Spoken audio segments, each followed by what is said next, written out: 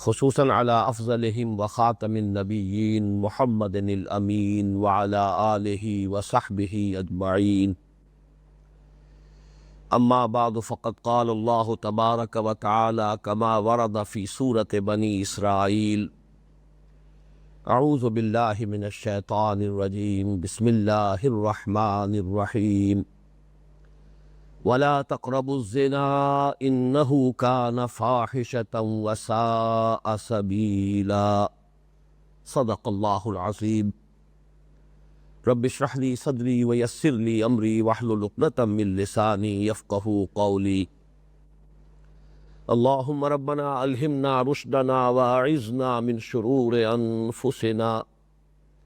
اللهم ارنا الحق حقا وارزقنا اتباعه وارنا الباطل باطلا وارزقنا اجتنابه. اللهم وفقنا لما تحب وترضى. آمین یا رب العالمین.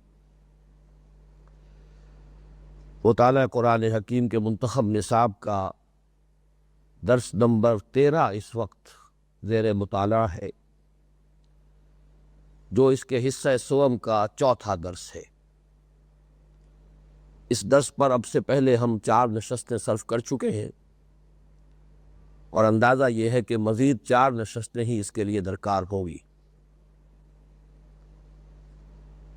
جو آیہ مبارکہ ابھی میں نے تلاوت کی ہے، یہ سورہ بنی اسرائیل کے چوتھے رکوع کی دوسری آیت ہے. ہمارا یہ درس آپ کو معلوم ہے سورہ بنی اسرائیل کے 2 رکوعوں پر مشتمل ہے، تیسرا رکوع اور چوتھا رکوع. ان دونوں رکوعوں کی آیات کی مجموعی تعداد 18 ہے. پہلے رکوع میں 8 آیات ہیں، دوسرے میں 10 آیات ہیں، اور یہ دوسرے رکوع کی دوسری آیت ہے. تو اس سے اندازہ ہوتا ہے کہ تقریباً مرکزی آیت ہے یہ اس درس کی. اور پچھلی نشست میں اسی آیت پر گفتگو ہو رہی تھی، ابھی مضمون مکمل نہیں ہوا تھا. لیکن میں یہ اعتراف کر رہا ہوں کہ پچھلے درس کے دوران طبیعت میری حاضر نہیں تھی، لہذا اس میں کچھ بے ربطی رہی ہے. اس کے بنا پر بعض مضامین کا مجھے اثر نو بیان کرنا ہوگا. زنا کے بارے میں 4 بنیادی باتیں پہلے نوٹ کر لیں. اس کے لغوی معنی کیا ہے؟ کسی مرد اور عورت کا جنسی اختلاط جن کے مابین قانونی رشتہ ازدواج نہ ہو، یا وہ عورت اس مرد کی ملک یمین نہ ہو. جنسی اختلاط کی جائز شکلیں صرف یہی 2 ہیں کہ جو ہم پڑھ چکے ہیں سورہ مومنون کی ابتدائی آیات میں بھی، اور سورہ معارج کی جو آیات ہم مضمون ہے، اور یہ ہمارے اس منتخب نصاب کے تیسرے حصے کا درس اول تھا. والذین هم لفروجہم حافظون الا علی ازواجہم او ما ملکت ایمانہم فانہم غیر ملومین. اور وہ لوگ کہ جو اپنی شرمگاہوں کی حفاظت کرتے ہیں سوائے اپنی بیویوں پر یا اپنی ملک یمین اپنی لونڈی پر، فانہم غیر ملومین، تو اس معاملے میں ان پر کوئی ملامت نہیں ہے.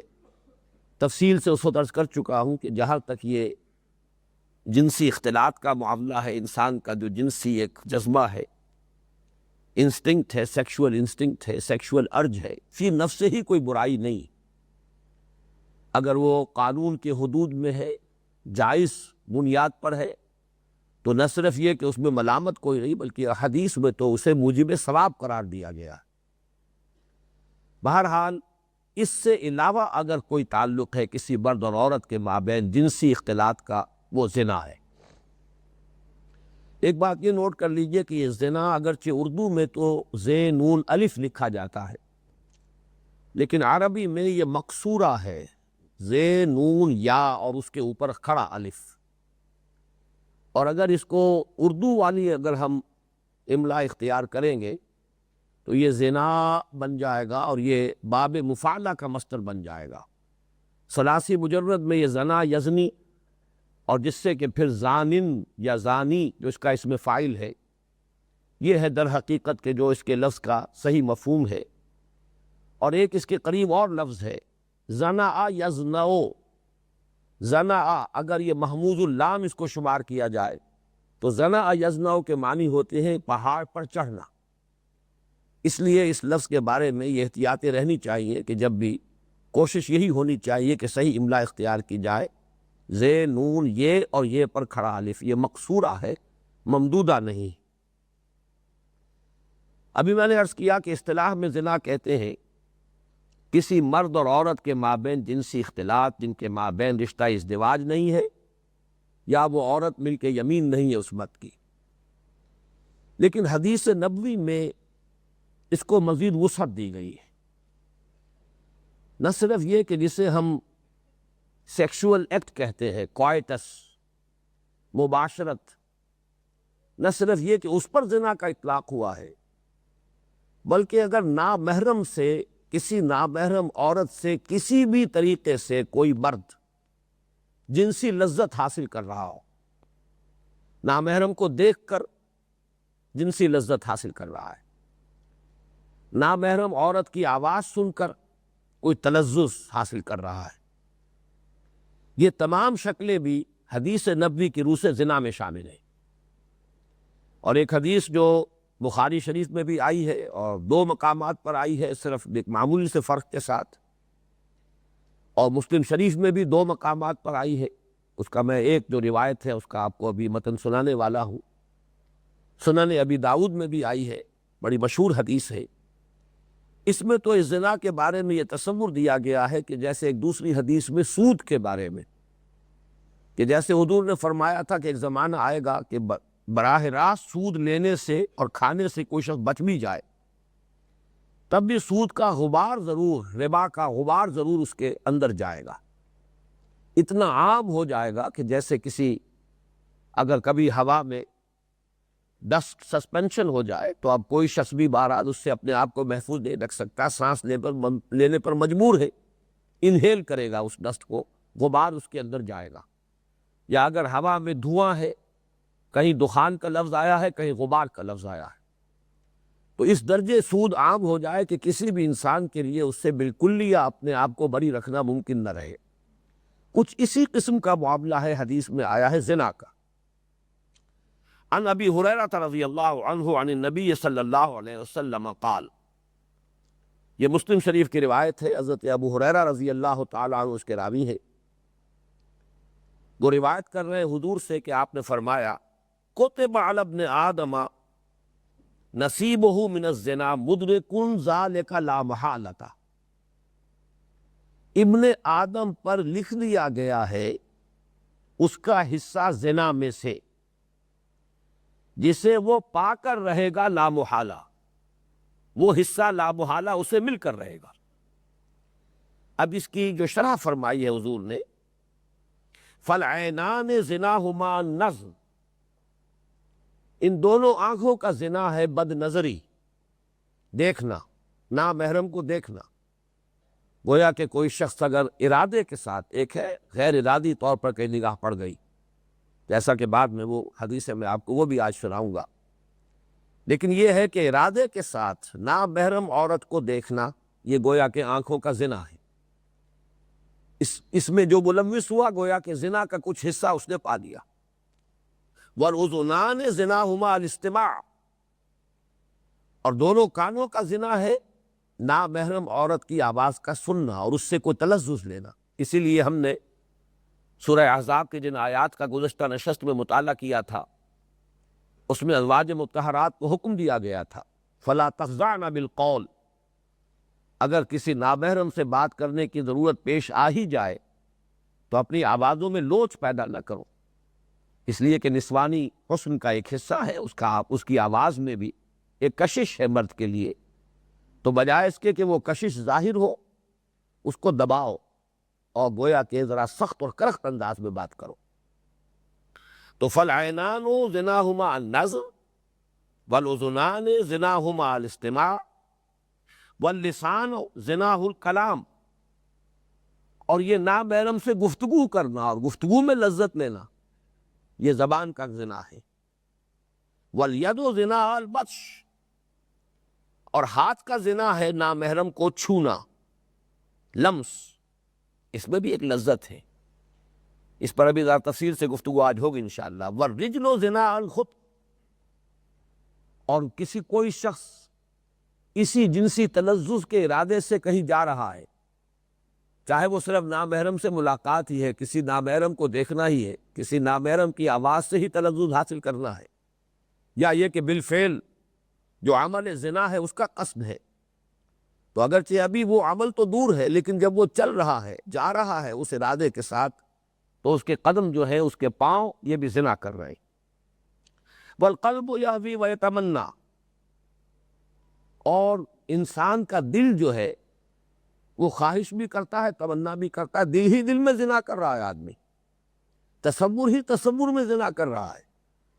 یہ آنکھوں کا زنا اور ہاتھوں کا زنا اور کانوں کا زنا اور زبان کا زنا اور پیروں کا زنا، اور دل ہے کہ جو گویا کہ اختلاط جو ہے اس کا لطف لے رہا ہے۔ وَيُصَدِّقُ ذَلِكَ الْفَرْجُ وَيُكَذِّبُهُ، شرمگاہ تو پھر اس کی تصدیق کرتی ہے یا تکذیب کر دیتی ہے، یعنی بالفعل وہ عمل نہیں ہو پاتا یا ہو جاتا ہے۔ تو یہ تو در حقیقت اس زنا کی تکمیل ہے، اس کی تصدیق ہے، توثیق ہے۔ اس سے آپ کو اندازہ ہوا کہ یہ لفظ جو ہے زنا، اگرچہ اس کا اطلاق تو ہے، ظاہر بات ہے کہ جہاں شرعی احکام کا اجرا ہوگا وہاں تو اسی پر ہوگا۔ وہ زنا جو ہے وہ جنسی اختلاط کا نام ہے، ناجائز جنسی اختلاط، لیکن یہ کہ اس کے جو محرکات ہیں، اس کے جو مقدمات ہیں، اس کے جو دواعی ہیں، داعیات ہیں، ان سب کو بھی نبی اکرم صلی اللہ علیہ وسلم نے اسی لفظ زنا کے تحت لیا ہے کہ یہ در حقیقت اسی کے مقدمات ہیں اور اسی کی طرف انسان کو لے جانے والے ہیں۔ اب تیسری بات نوٹ کیجئے کہ ہمارا جو یہ چوتھا درس ہے حصہ سوم کا، حصہ سوم جو ہے اس منتخب نصاب کا، وہ عمل صالح کی تشریح اور تفصیل پر مشتمل ہے۔ اس کا یہ جو درس چہارم ہے، اس کا اصل موضوع ہے اسلام کا معاشرتی نظام۔ اس معاشرتی نظام کے بارے میں اگرچہ اور دوسرے پہلو بھی ہیں جو کچھ زیر بحث آ چکے ہیں، آئلی نظام ہے، پھر یہ کہ خاندان کے ادارے کا استحکام ہے، اور اسلام کے معاشرتی نظام کا ایک بہت بڑا مابہل امتیاز جو ایک وصف ہے کہ جو دوسرے معاشروں سے اسے ممتاز اور ممیز کرتا ہے، وہ یہ بھی ہے کہ پیدائشی طور پر انسانوں میں کوئی اونچ نیچ نہیں ہے۔ لیکن یہ کہ یہ فلسفیانہ بات ہے، اس پر گفتگو ہوگی اگلے درس میں، سورہ حجرات کا یہ اہم مضمون ہے۔ لیکن اس وقت میں اشارہ کر رہا ہوں کہ اگر آپ بظاہر اگر تقابل کریں دنیا کے دوسرے معاشرے اور مسلمان معاشرے میں، سب سے زیادہ نمایاں فرق کس اعتبار سے؟ وہ تین چیزیں ہیں۔ اسلامی معاشرہ مخلوط معاشرہ نہیں ہے، عورتوں اور مردوں کے الگ دائرہ کار، ان میں اختلاط کا جہاں بہت ہی ناگزیر ضرورت ہو اس کے سوا اختلاط کے دروازے بند کیے جائیں۔ سیگریگیشن آف سیکسز، یہ دونوں جنسیں علیحدہ علیحدہ رہیں، ان کے فرائض اور ان کی ذمہ داریاں اور ان کے دائرہ کار مختلف۔ پھر حجاب، پردے کے احکام، یہ دوسری مابہل امتیاز، اور ظاہر بات ہے کہ اس سے ہمارا معاشرہ دوسرے معاشروں سے بڑا مختلف ہو جاتا ہے، بڑا بنیادی اور نمایاں فرق نظر آئے گا۔ پھر اس سے بھی آگے جا کر گھر کے اندر بھی ستر کے احکام۔ یہ تین ہے وہ چیزیں کہ جو مسلمان معاشرت کو ممیز کرتی ہیں غیر مسلم معاشرت سے۔ یہ سب سے نمایاں خد و خال ہے کہ جو نظر آ جائیں گے ہر شخص کو دیکھتے ہی، کہ ایک مخلوط معاشرت ہے جس میں کوئی حجاب نہیں ہے، بے حجابی ہے، مردوں اور عورتوں کا آزادانہ اختلاط ہے، مکسڈ میٹنگز ہے، مکسڈ فنکشنز ہے، مخلوط تقریبات ہیں، کوئی آپس میں کوئی حجاب کا مسئلہ نہیں ہے، کوئی پردہ نہیں ہے، اسی طریقے سے لباس کی بھی کوئی قدغن نہیں ہے، کوئی پابندیاں نہیں ہے۔ وہ معاشرہ اور ہوگا، اور مسلمان معاشرہ وہ ہے کہ جس کے تین بنیادی وصف، سیگریگیشن آف سیکسز، مخلوط معاشرہ نہیں، مردوں اور عورتوں کے علیحدہ علیحدہ دائرہ کار، علیحدہ ذمہ داریاں، پھر حجاب کا حکم، اور گھر کے اندر بھی محرموں سے بھی ستر کا معاملہ۔ اور ان سب کے بارے میں غور کر لیجئے کہ ان سب کا در حقیقت مقصود کیا ہے؟ مقصود ہے زنا کا سد باب کرنا۔ سیگریگیشن آف سیکسز کیوں ہے؟ کس لیے؟ یہ حجاب کے احکام کیوں ہے؟ کس لیے؟ ستر کے یہ احکام کیوں ہے؟ کس لیے؟ اگر آپ معین کریں گے تو ان کا مشترک گول ہے ایک ہدف ہے، ایک مقصد ہے، منزل ایک ہے، اور وہ یہ ہے وَلَا تَقْرَبُوا الزِّنَا إِنَّهُ كَانَ فَاحِشَةً وَسَاءَ سَبِيلًا۔ تو میں پہلے بھی عرض کر چکا ہوں کہ یہ ایک اہم ہدف ہے جو معین کیا جا رہا ہے ان آیات میں، اور اسی سے پھر ہمارے معاشرے نے خاص صورت اختیار کی ہے، یہاں تک کہ ہمارے ہاں طرز تعمیر جو ہے اسی کی بنیاد پر ایک خاص صورت اس نے اختیار کی۔ گھروں کی تعمیر ہو رہی ہے تو مردانہ علیحدہ ہے، زنانہ علیحدہ ہے، اور زنانے حصے میں جانے کے لیے مردانے سے بھی ڈیوڑی ہے، گویا کہ ایک وہ تنگ راستہ ہے جس میں سے ہو کر گزریں گے۔ یہ ہے کہ یہ ہمارا طرز تعمیر ہے، ہمارے گھر اس طور سے بنا کرتے تھے۔ یہ آج کل جو کچھ گھر بن رہے ہیں یہ در حقیقت مسلمان طرز معاشرت نہیں ہے، یہ تو مغرب سے درآمد شدہ ہمارا معاشرتی نظام ہے، وہ ویلیوز ہے، اسی کے تحت سارا آرکیٹیکچر ہے، اسی کے تحت ساری ٹاؤن پلاننگ ہے، اسی کے تحت گھروں کے نقشے بن رہے ہیں۔ لیکن یہ کہ اسلام کی بنیادی چیزیں جو ہے ان میں ایک ہدف ہے جس کو حاصل کرنے کے لیے ایک گول، ایک مقصود، لیکن اس کے لیے اتنے تفصیل کے ساتھ پورے معاشرے کا نقشہ جو ہے اس بنیاد پر استوار کیا گیا ہے۔ چوتھی بات یہ نوٹ کر لیجئے اس زنا کے بارے میں کہ اس منتخب نصاب میں اس سے پہلے حصہ سوم ہی میں 2 جگہ پر یہ لفظ آ چکا ہے۔ مثلا ایک تو وہی جو میں پہلے بھی جس کا ذکر کر چکا ہوں، پہلا درس تھا حصہ سوم کا، سورہ مومنون کی ابتدائی 11 آیات، سورہ معارج کی ہم مضمون آیات، ان میں لفظ زنا تو نہیں آیا۔ والذین هم لفروجہم حافظون الا علی ازواجہم او ما ملکت ایمانہم فانہم غیر ملومین، مثبت انداز میں، اور وہ لوگ کہ جو اپنی شرمگاہوں کی حفاظت کرتے ہیں سوائے اپنی بیویوں پر یا اپنی ملک یمین پر۔ لیکن یہ کہ اس کے بعد جو درس دوم تھا اس میں یہ لفظ آ چکا ہے کہ سب سے بڑے 3 جو کبیرہ گناہ ہے، سب سے بڑے 3 کبیرہ گناہ، ایک شرک ہے، والذین لا یدعون مع اللہ الہا آخر، ایک ہے قتل ناحق ولا یقتلون النفس التي حرم اللہ الا بالحق، اور تیسرا ہے زنا ولا یزنون ومن یفعل ذلک یلقى اثاما یضاعف له العذاب یوم القیامہ ویخلد فیہ مہانا۔ یہ سورہ فرقان کے آخری رکوع میں یہ آیت آ چکی ہے۔ اب اس سے آگے چلیے، جو آیہ مبارکہ اس وقت ہم پڑھ رہے ہیں وَلَا تَقْرَبُوا الزِّنَا إِنَّهُ كَانَ فَاحِشَةً وَسَاءَ سَبِيلًا، اب ان 2 الفاظ پر غور کر لیجئے، کچھ فاحشہ اور ساء سبیلا، ان کی بھی کسی قدر تفصیل میں جانے کی ضرورت ہے۔ فاحشہ کیا ہے؟ فحش کس چیز کو کہتے ہیں؟ فحش در حقیقت حیا کی ضد ہے، جیسے کہ قاعدہ ہے، بارہا میں نے آپ کو بتایا، تعرف الاشیاء بازدادها، اشیاء کی حقیقت زیادہ واضح ہوتی ہے ان کی جو متضاد چیزیں ہوتی ہیں ان کے حوالے سے، دن کی حقیقت رات کے تقابل سے زیادہ واضح ہوتی، رات کی حقیقت دن کے مقابلے میں نمایاں ہوتی۔ تعرف الاشیاء بازداد، حیا کیا ہے؟ ہمارے ہاں فزیولوجی میں یہ جو انسان کے دماغ کا جو سب سے ڈیولپڈ اور ایوالوڈ حصہ ہے، گرے میٹر جس کو ہم کہتے ہیں، اس میں سیریبرم، اس میں جو سب سے اونچے فنکشن شمار کیے گئے ہیں، ایک تو میں ذکر کرتا رہا ہوں نطق، اسپیچ سینٹر، لیکن یہ کہ انسان کی ذہنی ایکٹیویٹی میں سب سے اونچے جو 2 ہیں وہ ہے فیئر اینڈ شائنس، اس لیے کہ پریزرویشن آف دی سیلف، اپنے آپ کو بچانا، حفاظت ذات، یہ گویا کہ حیات کا، زندگی کا سب سے پہلا مقصد یہ رہتا ہے اپنا تحفظ، پریزرویشن آف دی سیلف، اور اس کے لیے 2 انسٹنکٹس دیے گئے ہیں، فیئر، اندیشہ ہے کہیں سے، خوف ہے، زندگی کے لیے کوئی اندیشہ ہے، لیکن اس فیئر کے ساتھ شائنس، یہ شائنس ہے جس کے لیے عربی کا لفظ حیا ہے۔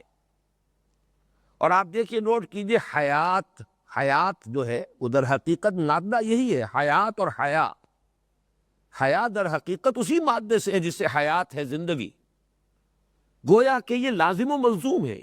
شائنس اور حیا جو ہے یہ تو حیات کا ایک جزو لازم ہے۔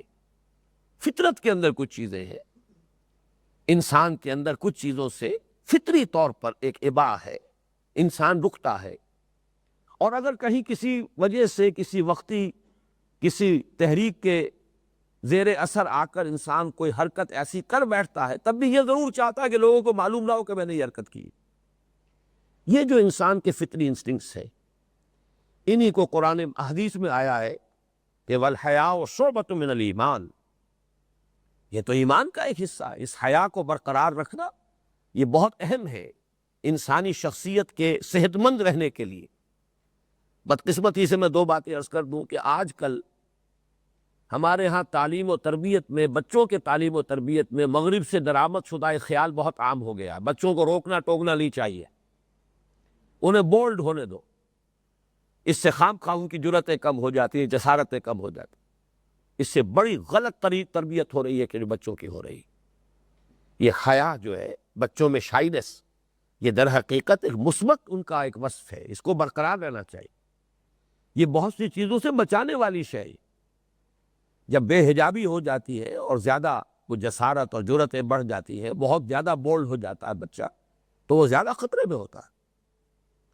چنانچہ یہ جو شراب کا انسان پر اثر ہوتا ہے، فزیولوجی میں ہم نے یہ پڑھا، شراب کا بنیادی طور پر، ابتدائی طور پر بھی اثر جو ہے ذہن کے اوپر، وہ ڈپریسو ایفیکٹ ہے۔ لیکن چونکہ سب سے اوپر کے جو دو فنکشنز ہیں وہ ہے فیئر اینڈ شائنس، شراب کا عمل جب شروع ہوتا ہے تو سب سے پہلے یہ دونوں فنکشن ناک آؤٹ ہو جاتے ہیں۔ اب آدمی بے حیا ہو گیا، بے خوف ہو گیا، وہ بے حیا باش و ہرچے خواہی کن۔ اب یہ شراب کا نشہ جو ہے جب زیادہ گہرا ہو جائے گا تو پھر وہ اور آگے بھی ڈپریشن چلے گی۔ لیکن سب سے پہلے جو سینٹرز جو ناک آؤٹ ہوتے ہیں وہ فیئر اور شائنس کے ہیں۔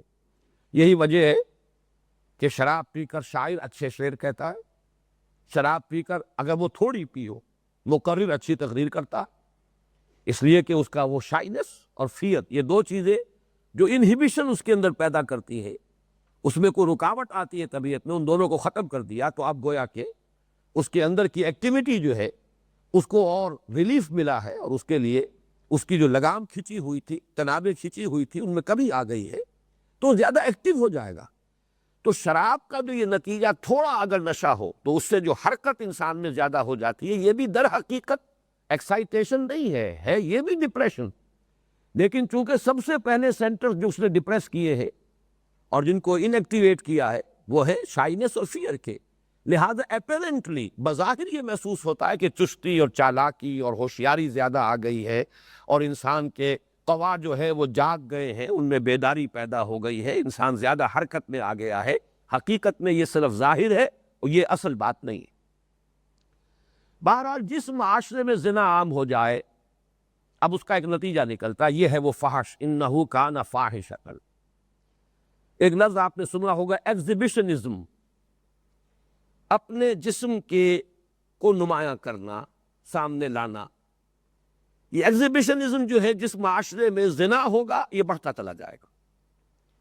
آج خاص طور پر جس انتہا کو یہ معاملہ یورپ میں پہنچ چکا ہے، مغرب میں پہنچ چکا ہے، عورتیں معلوم ہوتا ہے کہ لباس سے بالکل نکلنے کے لیے بےتاب ہے، کوئی دھجی بھی انہیں اپنے جسم پر گوارا نہیں، اس لیے کہ وہ معاشرے میں جو عام فضا پیدا ہو چکی ہے، تو اپنے آپ کو ظاہر کرنا۔ اسی کے لیے قرآن مجید کا لفظ جو ہم نے پچھلی مرتبہ سورہ احزاب کی آیات پڑھی تھی، وَلَا تَبَرَّجْنَ تَبَرُّجَ الْجَاهِلِيَّةِ الْأُولَىٰ، تبرج کسے کہتے ہیں؟ نمایاں ہونا، اپنے آپ کو نمایاں کرنا۔ اور ظاہر بات ہے کہ اب آپ دیکھتے ہیں مردوں میں بھی جس طریقے سے کہ ایسے لباس، چست لباس پہن کر اپنے وہ اعضاء، ان کا سڈول ہونا، اور ان میں جو بھی کوئی اگر مردانہ حسن ہے اس کو نمایاں کرنا یا مردانہ اوصاف کو واضح کرنا، یہ اور مردوں کے لیے بھی ایسا لباس جائز نہیں ہے۔ اسی طریقے سے یہ جو آگے سے گریبان کھول کر اور سینے کے بال جو ہے نمایاں کرنا، یہ اپنی مردانگی کا جو ہے وہ ایک اظہار، یہ وہ تمام مردوں میں تو خیر یہ پھر بھی ایک حد تک رہ جاتی ہے بات، یہ بات پھر عورتوں میں جس درجے میں آتی ہے تو معلوم ہوتا ہے کہ معاشرے سے اب وہ شرم اور حیا کے بندھن جو ہے وہ ڈھیلے ہو، اور جہاں زنا ہوگا یہ اس کا منطقی نتیجہ، یہ اس کا لازمی تقاضا ہے۔ وَلَا تَقْرَبُوا الزِّنَا إِنَّهُ كَانَ فَاحِشًا۔ اب اگلے لفظ پر غور کیجئے، وَسَاءَ سَبِيلًا، برا راستہ ہے۔ اس سے مراد کیا ہے؟ کس حقیقت کی طرف قرآن یہاں متوجہ کر رہا ہے؟ برا راستہ، راستہ کسی منزل کو پہنچاتا ہے۔ اچھا راستہ ہے اچھی منزل تک لے جائے گا، برا راستہ ہے کسی برے مقام تک لے کر جائے گا، کسی بری منزل تک پہنچائے گا۔ حقیقت میں یہ زنا جو ہے یہ انسانی معاشرے میں باہمی بد اعتمادی اور عدم استحکام پیدا کرنے والی چیز۔ یہ مضمون اس سے پہلے میں سورہ تحریم کے ضمن میں جو ہم نے اضافی کچھ مباحث اس مرتبہ جو بیان ہوئے ہیں وہ اسی اعتبار سے کہ اسلامی معاشرے میں خاندان کے ادارے کا استحکام یہ ایک بہت بڑا، یہ سمجھیے یہ بھی ایک ڈائریکٹو پرنسپل ہے، خاندان کا ادارہ مستحکم ہونا چاہیے۔ اسی لیے مرد کی قوامیت ہے، الرجال قوامون علی النساء۔ پھر میں عرض کر چکا ہوں جو اس درس میں ہم نے سورہ بنی اسرائیل کے اس تیسرے رکوع میں کس قدر وضاحت کے ساتھ مضمون آیا، والدین کا ادب یہ بھی خاندان کے استحکام کے لیے بہت ضروری ہے۔ اب زنا کو آپ دیکھیے کہ یہ کس طرح سے خاندان کو غیر مستحکم کرتا ہے۔ اس عدم استحکام کے دو ہیں اصل میں ذرائع کے جو زنا کے نتیجے میں پیدا ہوتے ہیں۔ سب سے پہلی بات یہ ہے کہ جس معاشرے میں زنا ہوگا، شوہر اور بیوی کے مابین وہ جو بانڈ آف لو ہے، باہمی محبت اور جنسی جو بھی جذبہ ہے اس کا، ان دونوں کے مابین پختگی کے ساتھ پوری توجہ جو ہے زوجین کی آپس میں رہے، پوری توجہ، پورا انعطاف جو ہے وہ پورا کا پورا آپس میں رہے۔ تو اس لیے کہ خاندان کی تو پہلی اینٹ ہی یہ ہے رشتہ ازدواج، شوہر اور بیوی نے مل کر خاندان کی بنیاد رکھی۔ جب اولاد ہوتی ہے تو اب دوسرا ڈائمنشن اس کے اندر ایڈ اپ ہو گیا، یہ کہ والدین اور اولاد کا یہ دوسری ڈائمنشن، اور تھرڈ ڈائمنشن یہ ہے کہ جب کئی بہن بھائی ہے تو رشتہ اخوت پیدا ہوا، اس سے وہ تھری ڈائمنشنل کانسیپٹ جو ہے خاندان کے ادارے کا وہ مکمل ہوتا۔ لیکن پہلی ایک تو ہے رشتہ ازدواج۔ اب اگر اس میں معاشرے میں اس طرح کے معاملات موجود ہوں کہ شوہر کی بھی توجہ کسی اور طرف ہو گئی ہے، بیوی کی بھی نگاہوں میں کوئی اور بس گیا ہے، نتیجہ کیا نکلے گا؟ ان کا آپس کا جو ربط اور تعلق ہے کمزور ہو گیا۔ یہ جو باہمی توجہ کا کمزور ہو جانا ہے، پوری ارج جو ہے اس کو مرتکز کریں جانبین زوجین ایک دوسرے کی طرف، ادھر ادھر انتشار ہی نہ ہو، اس سے در حقیقت خاندان کا ادارہ مستحکم ہوتا ہے۔ اور جہاں اس کے انتشار کے مواقع ہو، اگر آزادانہ اختلاط ہے، اب ظاہر بات ہے آپ کے اختیار میں نہیں ہے، آپ نے کسی عورت کو دیکھا ہے وہ نگاہوں میں کھپ گئی ہے، اب آپ اکیلے بیٹھے وہ آپ کے تصور میں آ رہی ہے، آپ رات کو سو رہے ہیں خواب میں آ رہی ہے، وہ تو آپ کی نگاہوں میں وہ بس گئی ہے۔ اب ظاہر بات ہے اس کے اثرات مترتب ہوں گے، آپ کی توجہ اپنی بیوی کی طرف سے ہٹے گی، وہ بھی محسوس کر لے گی کہ اس کا التفات اب کہیں میری طرف نہیں ہے، اور یہ در حقیقت کہاں ضرب لگ رہی ہے؟ خاندان کا ادارہ غیر مستحکم ہو رہا ہے۔ اور یہ اس کا وہ منطقی نتیجہ ہے کہ جس کو اب آپ جتنا اس کو پھیلا لیں، میں ذرا بات کھل کر آج کر رہا ہوں تاکہ بات واضح ہو سکے، اگرچہ حجاب بھی محسوس ہو رہا ہے کہ اس طریقے سے ان باتوں کو تفصیل سے بیان کرنا جو ہے مناسب نہیں ہے، لیکن یہ کہ یہ چیزیں در حقیقت جیسا کہ میں نے پچھلی نشست میں لفظ استعمال کیا تھا، انٹلیکچوئل ہپوکریسی، ایک ایسا منافقانہ کردار ہے اس زمانے میں ہمارے معاشرے کے اندر کہ ایک طرف فرائیڈ کو مانا جاتا ہے کہ وہ بابائے نفسیات ہے، جدید نفسیات کا بابا آدم، لیکن اس نے تو سیکس کو قرار دیا ہے کہ موسٹ پوٹنٹ انسٹنکٹ جو ہے انسان کا وہ سیکس ہے، اسے تو ہر جگہ سیکس ہی سیکس نظر آتا، لیکن دوسری طرف جو ہے استہزاء ہوتا ہے کہ یہ تو بس مولویوں کو فکر ہوتی ہے، یہ صرف گویا کہ یہ چیزیں جو ہے یہ صرف مولویوں کے لیے ہے، یہ لوگ تو بہت بلند و بالا ہے چیزوں سے، یہ تو عورتوں کو دیکھتے ہیں لیکن دیکھ کر کوئی بھی ان کے دلوں کے اندر یا ان کے اپنے جذبات میں، ان کی نفسیات میں کوئی رد عمل پیدا ہی نہیں ہوتا۔ یہ سارا معاملہ جو منافقت کا ہے اس معاشرے کے اندر، ضرورت ہے کہ پورے اعتماد کے ساتھ اور پوری وضاحت کے ساتھ اور صاف گوئی کے ساتھ ان چیزوں کو عام کیا جائے اور بیان کیا جائے کہ یہ جو بے پردگی ہوگی معاشرے کے اندر، زنا در حقیقت یہ بے پردگی ہو، فحاشی ہو، عریانی ہو، یہ آزادانہ جو ہے اختلاط ہو، یہ سب کے سب زنا کی طرف لے جانے والی چیزیں۔ اسی لیے میں وہ حدیث آپ کو سنا چکا ہوں، آنکھوں کا زنا، کانوں کا زنا، زبان کا زنا، پیروں کا زنا، ہاتھ کا زنا، یہ در حقیقت شرمگاہ کا جو عمل ہے وہ تو اس کی تکمیل ہے، توثیق ہے، تصدیق ہے۔ زنا تو ہو رہا ہے، یہ سب کے سب زنا ہی کی شکلیں ہیں۔ اس اعتبار سے نوٹ کیجئے، اس کو منطقی طور پر سمجھ لیجئے، جس معاشرے میں اس طرح کا انتشار ہوگا توجہ کا، وہ سیکشول ارج جو ہے وہ منتشر ہوگی، اس کی سب سے بڑی زد پڑے گی اس خاندان کے ادارے پر۔ اور اس سے بھی آگے آئیے، اس سے بھی زیادہ خوفناک بات، کسی معاشرے میں زنا عام ہو جائے، باپ کو یہ اعتماد نہیں رہے گا کہ یہ اولاد میری ہے، کیا معلوم یہ میری اولاد ہے، کیا پتا، کیسے اعتماد ہوگا؟ میں نے تو کئی مرتبہ تذکرہ کیا ہے، لبنان کے ایک نوجوان سے ایک دفعہ ملاقات ہوئی تھی، عباد الرحمن نامی تنظیم کا، وہ بڑا سرگرم ریلیجس ایکٹیوسٹ، لیکن وہ تقریباً روتے ہوئے کہہ رہا کہ ہمارا معاشرہ اس درجے بگڑ چکا ہے کہ ہم صبح کو اپنے کام کے لیے جب گھروں سے نکلتے ہیں، پھر ہمیں کچھ اعتماد نہیں ہے اپنی بیویوں پر کہ وہ دن بھر کیا کرتی۔ بتائیے اس معاشرے میں زندہ رہنا جو ہے جہنم میں زندہ رہنے کے مترادف، پھر اسے کیا پتا یہ اولاد میری ہے کسی اور کی؟ جب اس کا اندیشہ ہے یا اعتماد اور یقین نہیں رہا کہ یہ اولاد میری ہے، تو وہ اب دوسرا بانڈ بھی کمزور ہو گیا، والدین اور اولاد کے درمیان محبت۔ وہ جو یقین ہوتا ہے ایک شخص کو، یہ میرا بیٹا ہے، یہ میری بیٹی ہے، وہ یقین ہے در حقیقت جس سے محبت جو ہے روئے روئے سے پھوٹتی ہے، اور ظاہر بات ہے اس کا رد عمل بھی پھر ہوتا ہے، اولاد بھی محسوس کرتی ہے، دل را بدل رہیست۔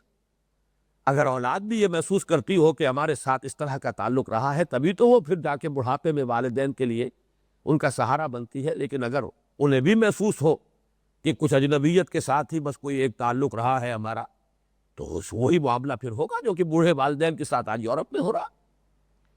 یہ ہے در حقیقت باہمی بد اعتمادی کی فضا، جس کی زد پڑتی ہے خاندان کے ادارے پر، استحکام جو ہے خاندان کا وہ ختم ہوتا ہے۔ اور یہ ہے در حقیقت ساء سبیلا، برا راستہ جو اس منزل کو لے کر جانے والا ہے کہ جس سے خاندان کا ادارہ ٹوٹ پھوٹ کر رہ جائے گا اور معاشرے میں عدم استحکام پیدا ہو جائے گا۔ اب ہمیں غور کرنا ہے کہ اس کے لیے زنا کے سد باب کی کیا کیا صورتیں ہیں کہ جو قرآن مجید نے تجویز کی ہے۔ لیکن اس سے پہلے میں چاہتا ہوں کہ اس بات کی طرف میں نے اشارہ کیا تھا کہ جنسی جذبہ نہایت کمی ہے، اب اس کو اگر ڈسپلن کرنا ہے، اسے پابند کرنا ہے، مجھے حفیظ کا وہ شعر یاد آیا، کیا پابند نئے نالے کو میں نے، یہ طرز خاص ہے ایجاد میری۔ آواز بے ہنگم ہوتی ہے تو آپ کے کانوں پر بھی گراں گزر رہی ہے، طبیعت پر بھی اس سے ناگواری کا احساس ہے۔ وہی آواز ایک خاص اسلوب کے اندر، ایک خاص دھن ہے، ایک خاص اس کا جو بھی حساب کتاب ہے۔ آپ کو معلوم ہے کہ یہ میوزک اور میتھمیٹکس، ریاضی، یہ بہت قریب کی چیزیں ہیں، تو وہی آواز خوشگوار معلوم ہوتی ہے۔ کیا پابند نئے نالے کو میں نے، وہ آواز کو پابند کرنا ہی تو ہے نا، وہ خاص حساب کتاب سے، خاص اسلوب سے، خاص تناسب سے آواز ہے تو وہ بہت خوشگوار محسوس ہو رہی۔ اسی طرح یہ جنسی جذبہ اگر اس کو آپ نے پابند کر لیا ہے، اسے ہیلدی چینلز میں آپ نے اگر ڈائیورٹ کیا ہے، چینلائز کیا ہے ہیلدی چینلز میں، تو یہ بہت عمدہ شے ہے۔ میں نے تو عرض کر چکا ہوں کہ اس پر اجر و ثواب مل رہا ہے، لیکن یہی جو اس کی قوت ہے، اس کے اندر جو شدت ہے، یہی اس کی متقاضی ہے کہ پھر اس کے لیے بہت کافی اہتمام اور بندوبست کرنا پڑے گا۔ اس منہ زور گھوڑے کو لگام دینے کے لیے لگام بھی مضبوط چاہیے، جس کو سدھانے کے لیے، گھوڑے کو سدھانے کے لیے پھر سدھانے والا بھی بہت ماہر چاہیے۔ لہذا یہ سارا ہمارا معاشرتی نظام جو ہے، اس میں جو بسا اوقات محسوس ہے بڑی سختی ہے، یہ تو بڑی پابندیاں ہیں، یہ تو بڑی قدغنیں ہیں، قدم قلم پر پابندیاں ہیں، اور یہ تو گویا کہ سوشل لائف جو ہے اس کے لیے رکاوٹ ہے۔ تو یہ تمام چیزیں سمجھ میں آئیں گی اگر آپ کو یہ معلوم ہو کہ مسئلہ کتنا گمبھیر ہے، یہ سیکس کا جذبہ کتنا قوی ہے، یہ انسٹنکٹ جو ہے کتنا پاورفل اور پوٹنٹ ہے۔ میں اس کے لیے ایک تو آپ کے سامنے ابھی میں مثال دے چکا ہوں فرائڈ کی، جس کو سمجھا جاتا ہے نفسیات کا، جدید نفسیات کا، تو وہ گویا کہ بابا آدم ہے، بابائے نفسیات ہے، جو بھی ہے اس کے شاگردوں میں بات آگے چلی ہے، اس نے جہاں تک پہنچایا اسے، وہ تو اب میں سمجھتا ہوں کہ خیر اور بھی حد سے تجاوز کر گیا ہے، لیکن یہ کہ اس میں کوئی شک نہیں کہ یہ اس کا مشاہدہ صحیح ہے کہ یہ انسان کے محرکات عمل میں سے اور اس کے جو انسٹنکٹس ہیں، جبلتیں ہیں، ان میں بہت قوی جبلت ہے۔ لیکن میں یہاں اصل میں اشارہ کرنا چاہتا ہوں ایک تو قرآن مجید کی 3 آیات کی طرف۔ پہلی آیت سورہ آل عمران کی ہے، آیت نمبر 14۔ زُيِّنَ لِلنَّاسِ حُبُّ الشَّهَوَاتِ مِنَ النِّسَاءِ وَالْبَنِينَ وَالْقَنَاطِيرِ الْمُقَنطَرَةِ مِنَ الذَّهَبِ وَالْفِضَّةِ وَالْخَيْلِ الْمُسَوَّمَةِ وَالْأَنْعَامِ وَالْحَرْثِ۔ انسان کی طبیعت کے اندر، اب میں یہاں لفظ فطرت استعمال نہیں کر رہا، نوٹ کر لیجئے، طبیعت، یہ میں نے 2 الفاظ کو علیحدہ علیحدہ رکھا ہے۔ فطرت کا تعلق انسان کے روحانی وجود سے ہے، لیکن انسان کا جو حیوانی وجود ہے اس کے طبعی تقاضے، جبلی تقاضے، اس کے طبعی تقاضے جو ہے ان میں قرآن مجید بھی نمبر 1 پر رکھ رہا ہے عورت کی محبت۔ مال کی محبت بھی بعد میں، بیٹے کی محبت بھی بعد میں، نمبر 1 پر زُيِّنَ لِلنَّاسِ حُبُّ الشَّهَوَاتِ مِنَ النِّسَاءِ وَالْبَنِينَ وَالْقَنَاطِيرِ الْمُقَنطَرَةِ مِنَ الذَّهَبِ وَالْفِضَّةِ وَالْخَيْلِ الْمُسَوَّمَةِ وَالْأَنْعَامِ وَالْحَرْثِ۔ دلا دی گئی ہے لوگوں کے دلوں کے اندر، اللہ نے یہ چیزیں جو ہے لوگوں کی طبائع کے اندر ان کو پوری طریقے سے ٹھوک ٹھوک کر بٹھا دیا ہے۔ عورتوں کی محبت، بیٹوں کی محبت، ڈھیروں مال کی محبت، سونے کی اور چاندی کی، اور ایسے گھوڑے جو بڑے ہی نشان زد گھوڑے ہو، بہت اعلیٰ نسل کے گھوڑے ہو، پھر کھیتی ہو، مال اسباب جس مال کہتے ہیں آپ، انعام، بھیڑیں بکریاں ہو، گائیں بھینسیں ہو، یہ سب بعد میں ہے۔ سب سے پہلے ہے زُيِّنَ لِلنَّاسِ حُبُّ الشَّهَوَاتِ مِنَ النِّسَاءِ۔ اس کے بعد 2 آیتیں جو ہے، اس کا پچھلی مرتبہ تذکرہ ہو چکا تھا لیکن اس ربط کے ساتھ نہیں، بے ربطی سی تھی، اس لیے میں دہرا رہا ہوں آج۔ سورہ احزاب کی آیت نمبر 52 میں حضور سے خطاب کرتے ہوئے فرمایا ہے وَلَوْ أَعْجَبَكَ حُسْنُهُنَّ، اے نبی اب آئندہ آپ کو اجازت نہیں ہے کوئی اور نکاح کرنے کی، چاہے آپ کو ان کا حسن کتنا ہی اچھا لگے۔ قرآن نے تو یہاں بھی پردہ نہیں رکھا، وہ لفظ استعمال کیا ہے جو بظاہر تو آدمی پڑھتا ہوا ترجمہ کر کے بھی کچھ گھبراتا ہوگا، یہ قرآن حضور کے بارے میں کیا کہہ رہا ہے، لیکن کھلی بات، طبع انسانی جو ہے اس کی بات قرآن جب کرتا کھول کر کرتا ہے۔ اور اسی کے ساتھ ازواج مطہرات کے لیے لفظ آیا تھا آیت نمبر 53 میں، ذَلِكَ أَطْهَرُ لِقُلُوبِكُمْ وَقُلُوبِهِنَّ۔ اے مسلمانوں، اگر نبی کی بیویوں سے کوئی چیز مانگنی ہو تو پردے کی اوٹ سے مانگا کرو، یہی زیادہ پاک ہے تمہارے دلوں کے لیے بھی، ان کے دلوں کے لیے بھی۔ ان کے دل بھی جو ہے گویا کہ نظری طور پر یہاں بتایا جا رہا ہے کہ وہ بھی کوئی ماورا نہیں ہے۔ بہرحال ہر مرد مرد ہے، ہر عورت عورت ہے، مرد ہونے کے ناطے اس کے اندر جو بھی ارج ہے رکھی اللہ تعالیٰ نے موجود ہے، عورت ہونے کے ناطے جو اس کے اندر ایک جذبہ رکھا ہے اللہ نے موجود ہے۔ تو یہاں خود حضور کے بارے میں فرمایا اور حضور کے ازواج کے بارے میں فرمایا۔ اس سے بھی زیادہ کھلی بات آتی ہے ایک حدیث میں، یہ حدیث سنن نسائی میں بھی ہے اور امام احمد بھی اسے لائے ہیں اپنی مسند میں، امام حاکم اور بیہقی اور بھی دوسرے محدثین نے اسے روایت کیا ہے۔ عن انس بن مالک رضی اللہ عنہ قال قال رسول اللہ صلی اللہ علیہ وسلم، حضرت انس بن مالک سے مروی ہے کہ وہ فرماتے ہیں کہ حضور نے ارشاد فرمایا حبب الی النساء والطیب وجعلت قرۃ عینی فی الصلاۃ، محبوب بنا دی گئی ہیں میرے نزدیک عورتیں اور خوشبو، اور میری آنکھوں کی ٹھنڈک رکھ دی گئی ہے نماز میں۔ کوئی حجاب نہیں ہے اس بات کے، اس حقیقت کے اعتراف میں حضور صاحب بات کر رہے ہیں۔ اس سے ہمیں اندازہ کرنا چاہیے کہ یہ چیزیں جو ہے کس درجے بنیادی ہیں، کتنی اہم ہیں، کتنی گہری ہیں، انسانی طبع کے اندر، طبیعت کے اندر، انسانی جبلت کے اندر ان کی کیا گہرائی ہے۔ اور یہ کوئی بری بات نہیں ہے، حضور جس طریقے سے بیان کر رہے ہیں، کوئی بری بات ہوتی معاذ اللہ تو حضور اس طرح بیان کرتے۔ حبب الی النساء والطیب وجعلت قرۃ عینی فی الصلاۃ، آنکھوں کی ٹھنڈک تو میری نماز میں ہے۔